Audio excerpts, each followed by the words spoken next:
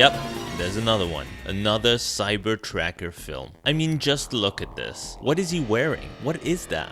I guess speedboats is one thing that wasn't in Terminator 2, so it's probably not a complete ripoff this time. I like how they specified what Don the Dragon Wilson is actually good at this time. Because it sure as hell isn't freaking acting. Don, who does look at least a little bit more badass than he did the first time around. We meet some of our stock bad guys, who I guess are bad guys because they like wearing leather and frown a lot. You little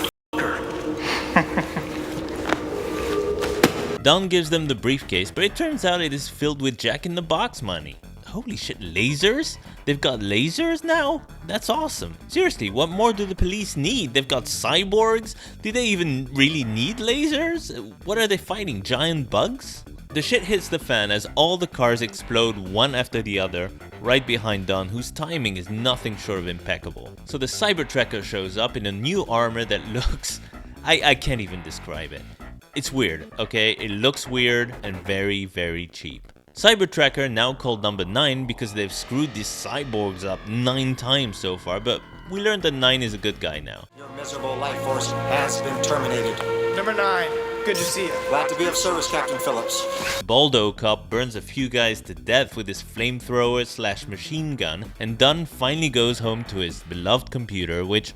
Wait a minute, what happened to 4000? Don, we realize, is married to the reporter / rebel girl from the first movie, although their chemistry is once again lacking, to say the least. The governor then gives a press conference in which he reveals that he has the power to slow-mo time itself. But then, oh no, what are you doing? He was a good governor, he was just about to announce cookies and pancakes for everybody. What? You thought Don's girlfriend just flipped and became a murderer overnight? You're an idiot. Here's a tip, all robots in this film wear black. A pursuit predictably follows in which a police car is startled, jumps in the middle of the road and crashes. Tracker number 59 is sent after Don, as we see the exact same shot from the first movie. I swear it's the same footage. A mad scientist and the new crook governor's henchman walk around what looks like the Death Star as they encounter a shitting Spider Hulk man in a water tank. What a story, Mark. The shiny suit police arrive at a petrol station to find Don's wife, the real one. A bad guy arrives with a cigarette, even though he just moments earlier told his minion to pour gasoline everywhere. The tracker arrives, and just as he's about to execute her...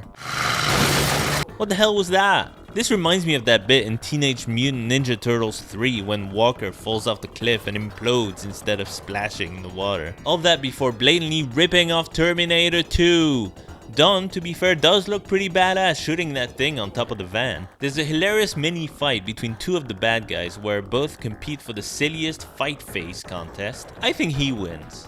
We're now in a church where some guy is making a Mr. Soaphead Man. What?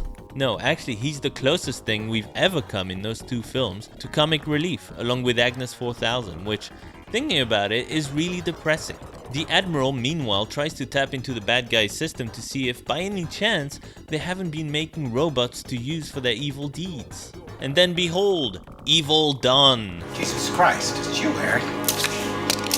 Evil Don the Robot Wilson kicks the Cyber Tracker's ass and rips off his arm and head, which comically lands in some office baskets. A car chase follows as Don pursues Don in one of the most boring scenes ever. It ends with Evil Don crashing and exploding, but as it turns out his clothes are immune to fire and he has no scratches anywhere. I guess it must be all that gel. And our friendly tracker number 9 comes back. I guess number 9 was having a number 2.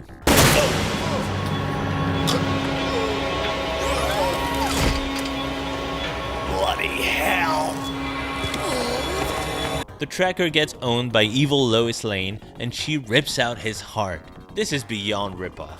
I mean, for God's sake, you've stolen the whole concept of a badass robot looking for people and shooting them in the face. Did you really need to lift scenes directly from the source material? Hasta la vista, baby. And yeah, the badass new tracker is gotten rid of almost instantly. I love how disposable these guys are. They're like the Wile E. Coyotes of the robot world. I never thought I'd say this, but this was worse than Cyber Tracker. It's like they fixed some of the shittiest bits from the first film, but instead of replacing all of that with stuff that makes sense, they just made up new nonsense. The story is better, yes, the characters are better. You haven't seen half of it, but that film is so boring. I kept spacing out and playing the best bits from the Terminator films in my head. The first one was terrible, but at the very least it was entertaining enough. There is, however, no Cyber Tracker 3, so don't get your hopes up. Glad to be of service. Watch Cyber Tracker if you must, but I guarantee you don't must. As for this sequel, just pretend you watched it, or better still, go outside in the sun, walk your dog, read a book, you know.